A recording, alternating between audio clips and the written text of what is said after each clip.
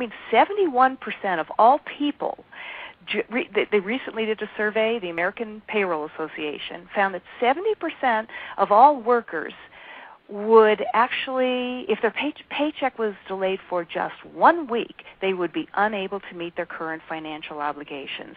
So we have no financial foundation anymore. Most people just have kind of, but they might have money invested in the stock market. And to me, this doesn't make sense. There's somehow our values have gotten turned around. Right. So, you've got the 401k. All that is taken away from you. You have no access. You have nothing you can do. One day it's worth one thing, another day it's worth another thing. To your, the most if everything is invested in IRAs, 401ks, Roths, all of those things, then you have you have no idea what it's going to be worth at some date in the future.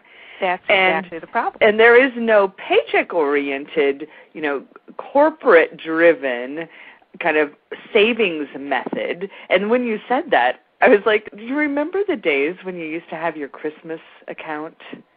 Mm-hmm, yeah. Right? Your special Christmas account, your special this, your special that. And people were saving, even if it was for a little thing. Yes, they were, and it worked. And I remember that if that, whatever you had saved in your Christmas account, that's what we were spending for Christmas, period. Exactly. Exactly. And actually that's a really good point, because a lot of people, because with Bank on Yourself, we talk about how you can use a Bank on Yourself plan to get back the cost of things like cars and vacations and so on. And people sometimes don't quite understand what we're talking about here, and they'll say, so are you telling me that I should spend money that I don't have? And that is absolutely not what this is about.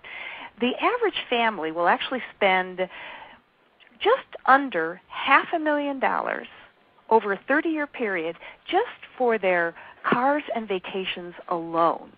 But by simply running those purchases through a Bank on Yourself plan, you could put all those dollars back in your own pocket and then some. Now, here's the way it works.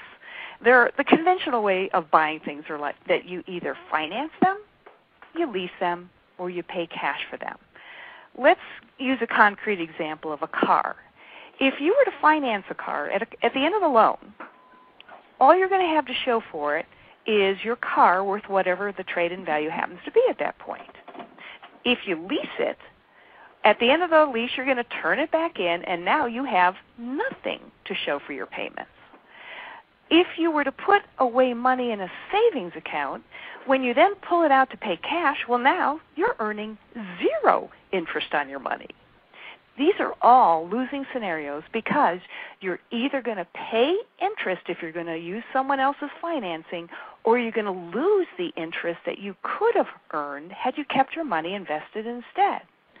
However, if you save up your money in a Bank on Yourself plan, you can actually borrow it to pay cash for a car or whatever your heart desires, and the money in your plan is going to continue to grow at the exact same rate.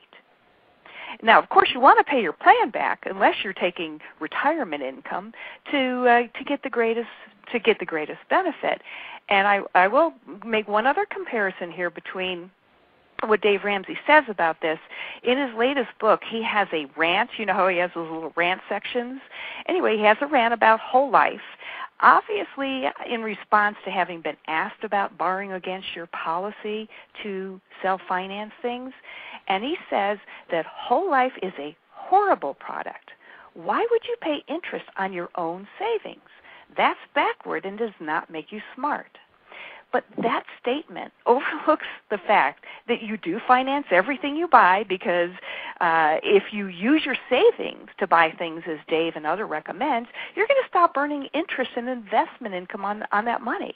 That does not happen with Bank on Yourself.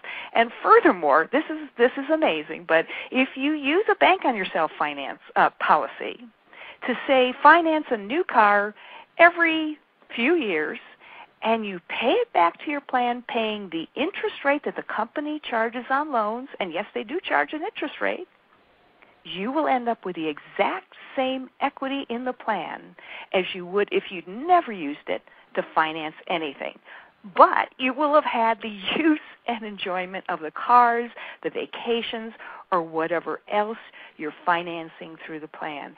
And so this whole process allows you to basically use your money in the plan and still have it working for you, and it allows you to enjoy more of life's luxuries, but without the guilt, because you know you're doing that without robbing your nest egg.